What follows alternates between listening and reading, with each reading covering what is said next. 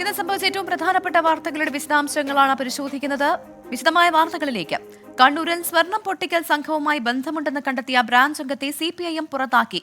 ഏരമലം central branch അംഗം സജീഷിനെതിരെയാണ് നടപടി. അർജുനായങ്കി ഉൾപ്പെട്ട സ്വർണം പൊട്ടിക്കൽ സംഘത്തിൽ ഇയാളും ഭാഗമായിരുന്നു. 2 മാസം മുൻപെടുത്ത നടപടിയുടെ വിശദാംശങ്ങളാണ് ഇപ്പോൾ പുറത്തുവന്നത്. ഈ അർജുനെയും ആകാശ അടക്കമുള്ള ടീമിനെ പാർട്ടിയിൽ നിന്ന് സഹായം കിട്ടിയിട്ടുണ്ടോ? ഒരു ഘട്ടത്തിൽ അവരെ സഹായിച്ച ആളുകളുണ്ടോ, നേതാക്കളുണ്ടോ കണ്ണൂരിൽ? തീർച്ചയായിട്ടും അതുകൊണ്ടായിരിക്കില്ല അവരങ്ങനെ ആയിട്ടുണ്ടാവുക. അല്ലാണ്ട് ഇപ്പം നമ്മൾ ഉള്ള കാര്യം എന്തെങ്കിലും ഇല്ലയെന്ന് പറയുന്നു, അതെന്തായാലും ഉണ്ടാവും. സ്വർണ്ണക്കടത്ത് കൊട്ടേഷൻ സംഘങ്ങൾക്ക് പാർട്ടിയിലെ ചിലരുടെ പിന്തുണ ലഭിക്കുന്നുവെന്ന മനു തോമസിന്റെ വെളിപ്പെടുത്തലിനെ സാധൂകരിക്കുന്ന സംഘടനാ നടപടി. സ്വർണം പൊട്ടിക്കൽ സംഘത്തിനൊപ്പം പയ്യന്നൂർ കാനായിൽ വീട് വളഞ്ഞ സംഘത്തിൽ സജേഷും ഉൾപ്പെട്ടിരുന്നു. പാർട്ടി അംഗമായിരുന്ന സജേഷ് DYFI മേഖലാ കമ്മിറ്റി അംഗമായും പ്രവർത്തിച്ചിരുന്നു. സ്വർണ്ണക്കടത്ത് കേസ് പ്രതി അർജുനായങ്കിയുടെ സംഘത്തിനൊപ്പമാണ് സജേഷ് സ്വർണം പൊട്ടിക്കലിനായി എത്തിയത്. പയ്യന്നൂരിൽ വീട് വളഞ്ഞ സംഘം ഭീകരാന്തരീക്ഷം സൃഷ്ടിച്ചു.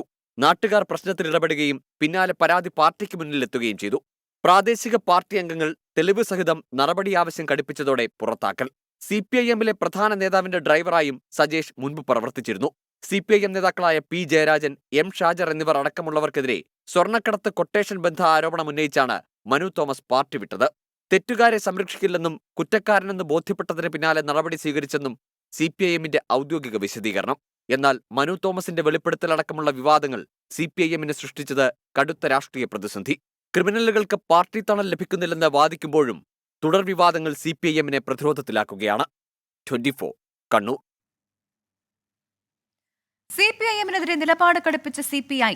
ചെങ്കൊടിത്തണലിൽ അധോലോക സംസ്കാരം വളരാൻ പാടില്ലെന്ന് CPI സംസ്ഥാന secretary Binoy Viswam തുറന്നടിച്ചു.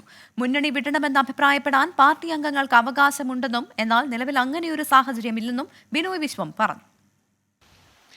New Indian എക്സ്പ്രസിന് നൽകിയ അഭിമുഖത്തിലാണ് ഇടതുപാർട്ടികളുടെ നയസമീപനം ഉൾപ്പെടെയുള്ള കാര്യങ്ങളിൽ ബിനോയ് വിശ്വം വിശദമായ പ്രതികരണം നടത്തിയത്. കണ്ണൂരിൽ നിന്നുള്ള സ്വർണം പൊട്ടിക്കലിന്റെയും അധോലോക അഴിഞ്ഞാട്ടത്തിന്റെയും കഥകൾ ചെങ്കൊടിക്ക് അപമാനമാണെന്ന് കഴിഞ്ഞ ദിവസം വാർത്താക്കുറിപ്പിലൂടെയും ബിനോയ് വിശ്വം വ്യക്തമാക്കിയിരുന്നു. ഇന്ന് മാധ്യമങ്ങളെ കണ്ടപ്പോഴും CPI സംസ്ഥാന സെക്രട്ടറി വിമർശനം തുടർന്നു. സ്വർണം പൊട്ടിക്കലിന്റെ കഥകൾ, അധോലോക അഴിഞ്ഞാട്ടങ്ങൾ, അത് ചെങ്കൊടിയുടെ മാർഗമല്ല. ചെങ്കൊടി അതിൻ്റെ പാർട്ടിയല്ല. കയ്യൂരിലും കരിവള്ളൂരിലും തെല്ലങ്കേരിയിലും മുനിയൻകുന്നിലും കാവമ്പായിലും ഉഞ്ചികത്തും തെലങ്കാനയിലും തേബാകയിലും ശൂരനാട്ടും എല്ലാം ഒരുപാട് മനുഷ്യർ ചോരകെടുത്തുണ്ടാക്കിയ പാർട്ടിയാണ്. അവരുടെ ചോരയുടെ നിറമാണ് ചെങ്കൊടിക്കുള്ളത്. CPI മുന്നണി വിട്ട് UDFന്റെ ഭാഗമാകണമെന്ന അഭിപ്രായം ചില ജില്ലാ നേതൃയോഗങ്ങളിൽ ഉയർന്നിരുന്നു. പാർട്ടി അംഗങ്ങൾക്ക് അഭിപ്രായം പറയാൻ സ്വാതന്ത്ര്യമുണ്ടെങ്കിലും നിലപാട് തീരുമാനിക്കേണ്ടത് പാർട്ടി കോൺഗ്രസ് ആണെന്ന് ബിനോയ് വിശ്വം.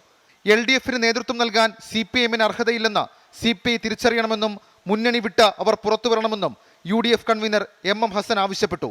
ഹസന്റെ പ്രതികരണത്തെ ചിരിച്ചു തള്ളുന്നുവെന്നാണ് ബിനോയ് വിശ്വം പ്രതികരിച്ചത്. 24 തിരുവനന്തപുരം.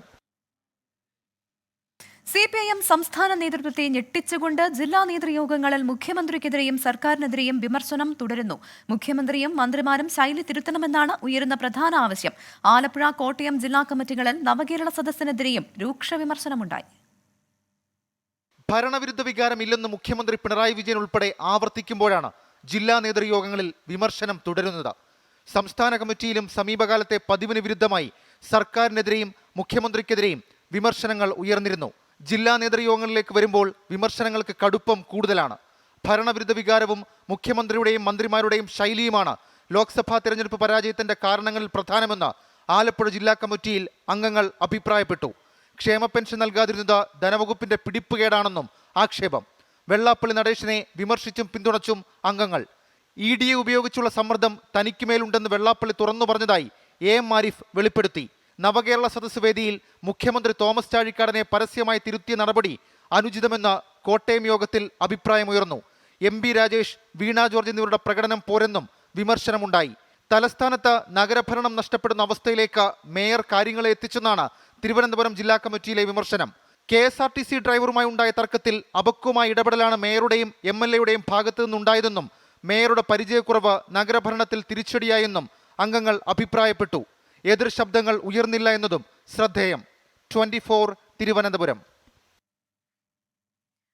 TP കേസ് പ്രതികളുടെ ശിക്ഷാ ഇളവ് പട്ടിക ചോർന്ന സംഭവത്തിൽ കൂടുതൽ പോലീസുകാർക്കെതിരെ നടപടിക്ക് നീക്കം. കണ്ണൂർ ചൊക്ലി സ്റ്റേഷനിലെ 2 ASIമാരിൽ നിന്ന് കൂത്തുപറമ്പ് ACP മൊഴിയെടുത്തു. പട്ടിക ചോർന്നത് ഇവരിൽ നിന്നെന്ന് പ്രാഥമിക നിഗമനം. ട്രൗസർ മനോജിന്റെ ശിക്ഷാ ഇളവിനായി KK രമയുടെ മൊഴിയെടുത്ത ASIയെ സ്ഥലം മാറ്റി. TP ചന്ദ്രശേഖരൻ വധക്കേസിലെ 3 പ്രതികൾക്ക് ശിക്ഷാ ഇളവ് നൽകാനുള്ള നീക്കം പുറത്തായത് സർക്കാരിനെയും ആഭ്യന്തര വകുപ്പിനെയും പ്രതിസന്ധിയിലാക്കിയിരുന്നു. സംഭവത്തിൽ 3 ജയിൽ ഉദ്യോഗസ്ഥരെ സസ്പെൻഡ് ചെയ്ത് തടിയൂരാനാണ് സർക്കാർ ശ്രമിച്ചത്. എന്നാൽ ജയിൽ സൂപ്രണ്ട് സിറ്റി പോലീസ് കമ്മീഷണർക്ക് കൈമാറിയ പട്ടിക എങ്ങനെ ചോർന്നു എന്നന്വേഷിക്കാൻ DGP നിർദ്ദേശം നൽകി. ഇതിന്റെ ഭാഗമായാണ് പാനൂർ സ്റ്റേഷനിലെ 2 ASIമാരെ കഴിഞ്ഞ ദിവസം കൂത്തുപറമ്പ് ACP ചോദ്യം ചെയ്തത്. പ്രവീൺ, ഷാജു എന്നീ ASIമാരാണ് TP കേസ് പ്രതികളായ ഷാജി, അണ്ണൻ സജിത്ത് എന്നിവരുടെ ശിക്ഷാ ഇളവിന് മൊഴിയെടുക്കാൻ KK രമയെ വിളിച്ചത്. ഇവരിൽ നിന്നാണ് ശിക്ഷാ ഇളവിനുള്ള പട്ടിക പുറത്തുപോയതെന്നാണ് പ്രാഥമിക നിഗമനം. ഇതിനിടെ TP കേസിലെ മറ്റൊരു പ്രതിയായ ട്രൗസർ മനോജിന്റെ ശിക്ഷാ ഇളവ് നീക്കത്തിൽ KK രമയുടെ മൊഴിയെടുത്ത ASIയെ സ്ഥലം മാറ്റി. കൊളവല്ലൂർ സ്റ്റേഷനിലെ ASI ശ്രീജിത്തിനെയാണ് വയനാട്ടിലേക്ക് സ്ഥലം മാറ്റിയത്. 24 കണ്ണൂർ. ചലച്ചിത്ര അഭിനേതാക്കളുടെ സംഘടനയായ അമ്മയ്ക്ക് പുതിയ നേതൃത്വം. കൊച്ചിയിൽ നടന്ന തിരഞ്ഞെടുപ്പിൽ സിദ്ദിഖ് ജനറൽ സെക്രട്ടറി സ്ഥാനം നേടി. ജഗദീഷും ജയൻ ചേർത്തലയും വൈസ് പ്രസിഡന്റുമാർ. പ്രസിഡന്റായി മോഹൻലാൽ നേരത്തെ തന്നെ എതിരില്ലാതെ തിരഞ്ഞെടുക്കപ്പെട്ടിരുന്നു. ജനറൽ സെക്രട്ടറി സ്ഥാനം ഒഴിഞ്ഞ ഇടവേള ബാബു വിടവാങ്ങൽ പ്രസംഗത്തിൽ വികാരാധീനനായി. 25 വർഷത്തിന് ശേഷം ഇടവേള ബാബു ഒഴിഞ്ഞതോടെയാണ് അമ്മയുടെ ജനറൽ സെക്രട്ടറി സ്ഥാനത്തേക്ക് തെരഞ്ഞെടുപ്പ് നടന്നത്. കുക്കു പരമേശ്വരൻ, ഉണ്ണി ശിവപാൽ എന്നിവർ സിദ്ദിഖിനെതിരെ മത്സരിച്ചെങ്കിലും ഔദ്യോഗിക പക്ഷത്തിന്റെ പിന്തുണയോടെ സിദ്ദിഖിന് വിജയം. ജഗദീഷും ജയൻ ചേർത്തലയുമാണ് വൈസ് പ്രസിഡന്റുമാർ. മഞ്ജു പിള്ളയും മത്സര രംഗത്തുണ്ടായിരുന്നു. അനൂപ് ചന്ദ്രനെ പരാജയപ്പെടുത്തി ബാബുരാജ് ജോയിന്റ് സെക്രട്ടറിയായി. സൈബർ ആക്രമണങ്ങളിൽ താൻ ഒറ്റപ്പെട്ടെന്നും ആരുമൊപ്പമുണ്ടായില്ലെന്നും വിടവാങ്ങൽ പ്രസംഗത്തിൽ ഇടവേള ബാബു വിഷമം പങ്കുവച്ചു. പ്രസിഡന്റായി 3ാം തവണയും മോഹൻലാൽ എതിരില്ലാതെ തെരഞ്ഞെടുക്കപ്പെട്ടിരുന്നു. ട്രഷറർ സ്ഥാനത്തേക്ക് ഉണ്ണി മുകുന്ദനും എതിരാളികളില്ലാതെ വിജയിച്ചു. 11-അംഗ എക്സിക്യൂട്ടീവ് കമ്മിറ്റിയാണ് അമ്മയുടേത്. 24 കൊച്ചി. ചലച്ചിത്ര അഭിനേതാക്കളുടെ സംഘടനയായ അമ്മയുടെ എക്സിക്യൂട്ടീവ് കമ്മിറ്റി തെരഞ്ഞെടുപ്പിൽ തർക്കം. വനിതാ അംഗങ്ങളെ തിരഞ്ഞെടുക്കുന്നതിലാണ് തർക്കമുയർന്നത്. അശ്വിൻ പാലാഴി കൊച്ചിയിൽ നിന്ന് ചേരുന്നുണ്ട്. അശ്വിൻ, ഈ തർക്കത്തിന് കാരണം എന്താണ്? പ്രവിത, അമ്മയുടെ ഭരണഘടന പ്രകാരം എക്സിക്യൂട്ടീവ് കമ്മിറ്റിയിൽ 4 വനിതകൾ വേണം. പക്ഷേ തെരഞ്ഞെടുക്കപ്പെട്ട ലിസ്റ്റ് വായിച്ചപ്പോൾ അതിൽ 3 വനിതകളാണ് ഉണ്ടായിരുന്നത്. അതിൽ അനന്യയെ മാത്രമാണ് നിലവിൽ എക്സിക്യൂട്ടീവ് കമ്മിറ്റിയിലേക്ക് ഉൾപ്പെടുത്തിയിരിക്കുന്നത്. അനന്യയ്ക്ക് പുറമെ അൻഷിതയും സരയുവും ഇതിൽ മത്സരിച്ച് വോട്ട് നേടിയിരുന്നു. പക്ഷെ അവരുടെ വോട്ട് തീരെ കുറവാണ്. അതുകൊണ്ട് എക്സിക്യൂട്ടീവ് കമ്മിറ്റിയിലേക്ക് ഉൾപ്പെടുത്താനാവില്ല എന്നുള്ളതായിരുന്നു ഈ ഭരണാധികാരിയുടെ നിലപാട്. ആ നിലപാട് പരസ്യപ്പെടുത്തിയതോടെയാണ് അഭിനേതാക്കൾ ഇപ്പോൾ വലിയ പ്രതിഷേധവുമായി രംഗത്തെത്തിയിരിക്കുന്നത്. അൻസിബയെയും സരയുവും കൂടി എക്സിക്യൂട്ടീവ് കമ്മിറ്റിയിൽ ഉൾപ്പെടുത്തണം എന്നുള്ള നിലപാടാണ് അവർ മുന്നോട്ട് വയ്ക്കുന്നത്. ഇതിൽ അന്തിമ തീരുമാനം എടുക്കേണ്ടത് ജനറൽ ബോഡിയാണ്. അതുകൊണ്ട് തീരുമാനം ജനറൽ ബോഡിക്ക് വിട്ടിരിക്കുകയാണ്. നിലവിൽ ഭരണാധികാരി മുന്നോട്ട് വെച്ചിരിക്കുന്നത് അടുത്ത എക്സിക്യൂട്ടീവ് കമ്മിറ്റിയിൽ 3 പേരെ കൂടി തിരഞ്ഞെടുക്കാതെ അവരുടെ പേര് മുന്നോട്ട് വെച്ച് നിയോഗിക്കാമെന്നുള്ള ഒരു കാര്യമാണ് എക്സിക്യൂട്ടീവ് കമ്മിറ്റിയിൽ അങ്ങനെ ഒരു കാര്യമാണ് ഭരണാധികാരി നിലവിൽ പറഞ്ഞിരിക്കുന്നത്. എന്നാൽ അതിനോടാണ് കടുത്ത എതിർപ്പ് ഇപ്പോൾ നടക്കുന്നത്. ആ തർക്കം തുടരുകയാണ്. ഇനിയിപ്പോൾ ജനറൽ ബോഡിയുടെ തീരുമാനത്തിന് വേണ്ടിയാണ് കാത്തിരിക്കുന്നത്. അത് അല്പസമയത്തിനുള്ളിൽ എത്തുമെന്നാണ് പ്രതീക്ഷിക്കുന്നത്. ശരി, ഉടൻ തന്നെ ജനറൽ ബോഡി തീരുമാനമുണ്ടാകുമെന്നാണ് പ്രതീക്ഷിക്കുന്നത്. അശ്വിൻ പാലാഴിയാണ് വിവരങ്ങൾ നൽകിയത്. SSLC കഴിഞ്ഞവർക്ക് എഴുതാനും വായിക്കാനും അറിയില്ലെന്ന് ആരോപിച്ച മന്ത്രി സജി ചെറിയാനെ തിരുത്തി വിദ്യാഭ്യാസ മന്ത്രി വി ശിവൻകുട്ടി. ഇത്തരം നിരീക്ഷണം വസ്തുതാവിരുദ്ധമാണ്. അക്കാദമിക മികവിന്റെ കാര്യത്തിൽ കേരളം ഒരു വിട്ടുവീഴ്ചയും ചെയ്യില്ല. സജി ചെറിയാന്റെ പ്രസംഗത്തിലെ ചില പരാമർശങ്ങൾ അടർത്തിയെടുത്ത് വിവാദമുണ്ടാക്കുകയാണെന്നും മന്ത്രി വി ശിവൻകുട്ടി പറഞ്ഞു. 10ാം ക്ലാസ് ജയിച്ച നല്ലൊരു ശതമാനത്തിനും എഴുതാനും വായിക്കാനും അറിയില്ലെന്നായിരുന്നു മന്ത്രി സജി ചെറിയാന്റെ പരാമർശം. ആരെങ്കിലും തോറ്റാൽ സർക്കാർ പരാജയമെന്നാണ് പറയുക. ഈ 10ാം ക്ലാസ് ജയിച്ച നല്ലൊരു ശതമാനത്തിന് വായിക്കാൻ എഴുതാൻ അറിയില്ല.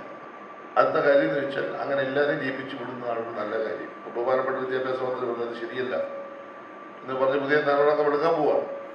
പശുവിനെ കണ്ട അറിയാത്ത കുട്ടികളല്ലേ നമ്മുടെ നാട്ടിൽ. പശുക്കളെ കണ്ട ഇപ്പോൾ ഇംഗ്ലീഷിൽ വാട്ട് ഇസ് ദിസ് തന്നോട് നല്ല ചോദിക്കുന്ന കാര്യമാണ്. പട്ടിയാണെന്ന് ചോദിക്കും പശുവിനെ കണ്ട്. SSLC കഴിഞ്ഞവർക്ക് എഴുതാനും വായിക്കാനും അറിയില്ല എന്ന നിരീക്ഷണം വസ്തുതാവിരുദ്ധമെന്ന പൊതുവിദ്യാഭ്യാസ മന്ത്രി വി ശിവൻകുട്ടി പ്രസ്താവനയിൽ പറഞ്ഞു. സ്കൂൾ വിദ്യാഭ്യാസ മേഖലയിൽ പഠന നിലവാരം കൂടുതൽ മെച്ചപ്പെടുത്താനുള്ള പദ്ധതികൾ നടത്തുകയാണ്. രാജ്യത്ത് ഏറ്റവും മികച്ച രീതിയിൽ പ്രീ പ്രൈമറി മുതൽ ഹയർ സെക്കൻഡറി വരെ വിദ്യാഭ്യാസം നടത്തുന്ന സംസ്ഥാനമാണ് കേരളം. അക്കാദമിക മികവിന്റെ കാര്യത്തിൽ കേരളം ഒരു വിട്ടുവീഴ്ചയും ചെയ്യില്ല. കേന്ദ്ര വിദ്യാഭ്യാസ മന്ത്രാലയത്തിന്റെ വികസന സൂചികയിൽ കേരളം ഇപ്പോഴും പ്രഥമ ശ്രേണിയിലുണ്ട്. മന്ത്രി സജി ചെറിയാന്റെ പ്രസംഗത്തിലെ ചില പരാമർശങ്ങൾ അടർത്തിയെടുത്താണ് ഇപ്പോൾ വിവാദം ഉണ്ടാക്കിയിരിക്കുന്നത്. പ്രസംഗം മൊത്തത്തിൽ പൊതുവിദ്യാഭ്യാസ മേഖലയെ കൂടുതൽ ഉന്നതിയിലേക്ക് നയിക്കാനുള്ള അഭിപ്രായ പ്രകടനമാണെന്നും മന്ത്രി വി ശിവൻകുട്ടി ചൂണ്ടിക്കാട്ടി. 24 തിരുവനന്തപുരം. തൃശൂർ ചാവക്കാട് ഒരുമനിയൂരിൽ റോഡിൽ നാടൻ ബോംബ് പൊട്ടിത്തെറിച്ചു. നിരവധി ക്രിമിനൽ കേസുകളിൽ പ്രതിയായ ഒരുമനിയൂർ സ്വദേശി ഷെഫീഖിനെ പോലീസ് കസ്റ്റഡിയിലെടുത്തു. ഇന്നുച്ചയ്ക്ക് 2:15 ചാവക്കാട് ഒരുമനയൂർ 6-ാം വാർഡ് ശാഖ റോഡിൽ ഉഗ്രശബ്ദത്തോടെ നാടൻ ബോംബ് പൊട്ടിത്തെറിക്കുകയായിരുന്നു. ശബ്ദം കേട്ട് പുറത്തിറങ്ങിയ പ്രദേശവാസികൾ റോഡിൽ നിന്ന് പുക ഉയരുന്നതാണ് കണ്ടത്. ഇതോടെ ചാവക്കാട് പോലീസിന് വിവരം കൈമാറി. CCTV ദൃശ്യങ്ങൾ കേന്ദ്രീകരിച്ച് നടത്തിയ അന്വേഷണത്തിലാണ് മണ്ണൂത്തി സ്വദേശിയും ഒരുമനയൂരിലെ താമസക്കാരനുമായ ഷെഫീഖ് പിടിയിലാകുന്നത്. തൃശൂരിൽ നിന്നുള്ള ബോംബ് സ്ക്വാഡിന്റെ സംഘമെത്തി നടത്തിയ പരിശോധനയിൽ നാടൻ ബോംബാണ് പൊട്ടിത്തെറിച്ചതെന്ന് സ്ഥിരീകരിച്ചു. കരിങ്കൽ ചീലും കുപ്പിച്ചില്ലും വെടിമരുന്നും തുണിയിൽ കൂട്ടിക്കെട്ടിയാണ് നാടൻ ബോംബ് നിർമ്മിച്ചത്. നേരത്തെ 20-ലധികം കേസുകളിൽ പ്രതിയായ ഷെഫീഖ് ബോംബ് നിർമ്മിക്കുന്നതിൽ വൈദഗ്ധ്യമുള്ള ആളാണെന്നാണ് പോലീസ് നൽകുന്ന വിവരം. തുടർന്നാണ് ഷെഫീഖിന്റെ വീട്ടിൽ ബോംബ് സ്ക്വാഡ് പരിശോധന നടത്തിയത്. SDPI പ്രവർത്തകന്റെ വീട്ടിലേക്ക് ബോംബെറിഞ്ഞതിൽ മണ്ണൂത്തി സ്റ്റേഷനിൽ ഷെഫീഖിനെതിരെ കേസുണ്ട്. 24 തൃശൂർ. ഇന്ന് സംഭവിച്ച ഒരു അപകട വാർത്തയുടെ വിശദാംശങ്ങളിലേക്കാണ്. തിരുവനന്തപുരം വർക്കല കാപ്പിൽ ബീച്ചിൽ കുളിക്കാനിറങ്ങിയ 2 പേർ തിരയിൽപ്പെട്ട് മരിച്ചു. കൊല്ലം ശീമാട്ടി സ്വദേശി അൽ അമീൻ, കൊട്ടാരക്കര സ്വദേശി അൻവർ എന്നിവരാണ് മരിച്ചത്.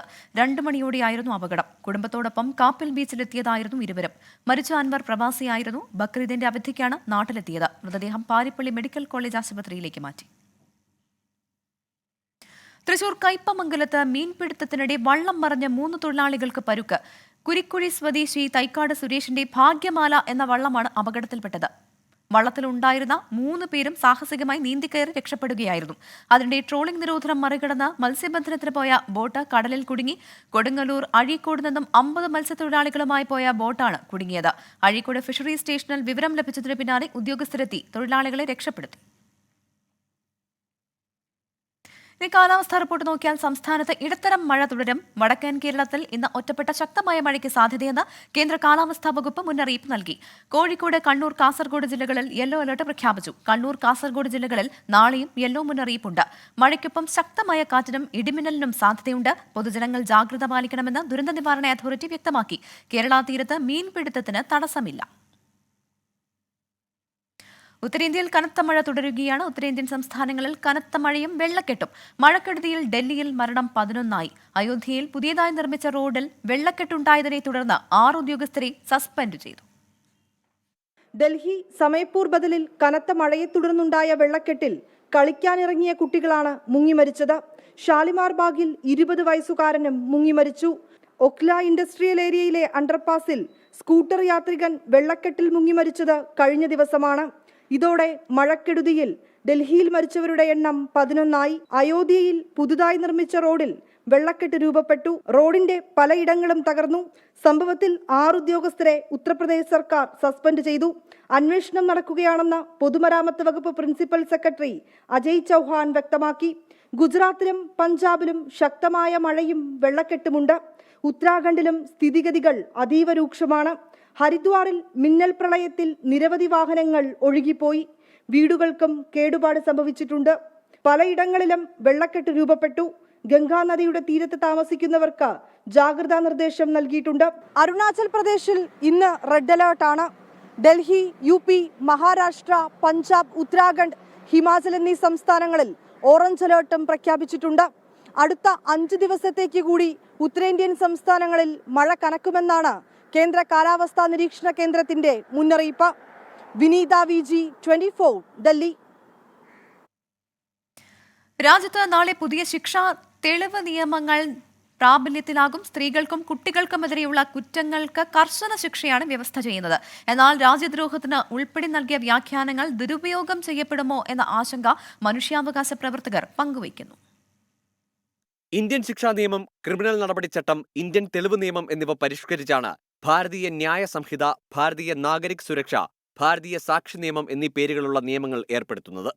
2023 ഓഗസ്റ്റിലാണ് ആഭ്യന്തരമന്ത്രി അമിത്ഷാ പുതിയ നിയമങ്ങൾ പാർലമെന്റിൽ അവതരിപ്പിച്ചത്. സ്ത്രീകൾക്കും കുട്ടികൾക്കുമെതിരെയുള്ള അതിക്രമങ്ങൾ തടയാനുള്ള വകുപ്പുകൾ ചേർത്ത പുതിയ അധ്യായം ഭാരതീയ ന്യായ സംഹിതയിലുണ്ട്. പ്രായപൂർത്തിയാകാത്ത പെൺകുട്ടിയെ ബലാത്സംഗം ചെയ്താൽ വധശിക്ഷയോ ജീവപര്യന്തമോ ആണ് ശിക്ഷ.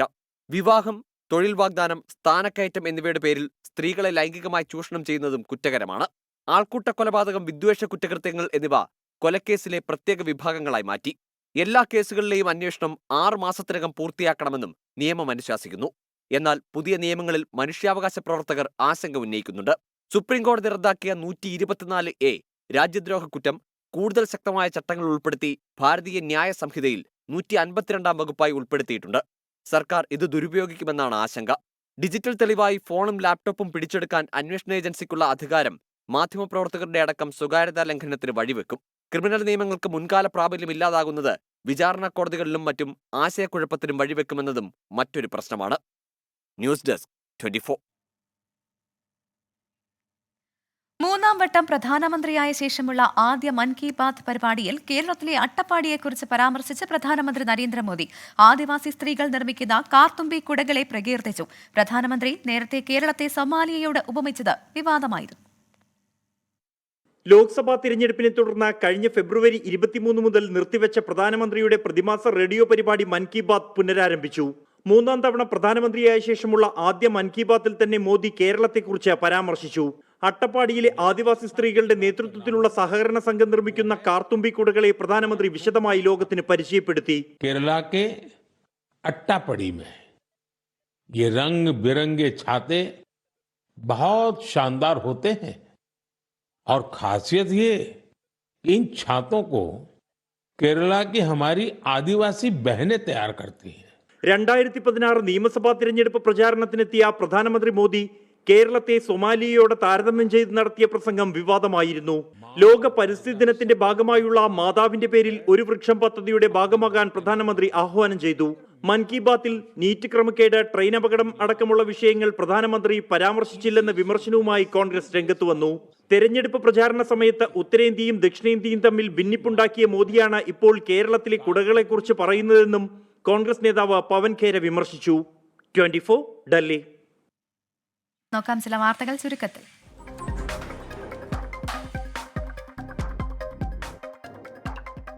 ലോക്സഭാ തെരഞ്ഞെടുപ്പിലെ വൻ മുന്നേറ്റത്തിന്റെ പശ്ചാത്തലത്തിൽ CPIM കോട്ടകൾ കേന്ദ്രീകരിക്കാൻ BJP. പാർട്ടി ഗ്രാമങ്ങളിൽ മുതിർന്ന നേതാക്കൾ നേരിട്ടിറങ്ങി പ്രവർത്തനങ്ങൾ ഊർജിതമാക്കാൻ സംസ്ഥാന ഭാരവാഹി യോഗത്തിൽ തീരുമാനം. പത്തനംതിട്ട തിരുവല്ലയിൽ പീഡനക്കേസ് പ്രതിയെ ലോക്കൽ കമ്മിറ്റിയിലേക്ക് തിരിച്ചെടുത്തതുമായി ബന്ധപ്പെട്ട വിവാദം പുതിയ തലത്തിലേക്ക്. തീരുമാനം റിപ്പോർട്ട് ചെയ്യാൻ ചേർന്ന ലോക്കൽ കമ്മിറ്റി യോഗത്തിൽ കയ്യാങ്കളി. വിവാദ പ്രാദേശിക നേതാവ് CC സജിമോനെ യോഗത്തിൽ നിന്ന് ഇറക്കിവിട്ടു. BJP ദേശീയ അധ്യക്ഷ സ്ഥാനത്ത് JP നദ്ദ തുടർന്നേക്കും. 6 മാസം കൂടി നീട്ടി നൽകിയേക്കുമെന്ന് സൂചന. ഹരിയാന നിയമസഭാ തെരഞ്ഞെടുപ്പിൽ ഒറ്റയ്ക്ക് മത്സരിക്കുമെന്ന് അമിത് ഷാ.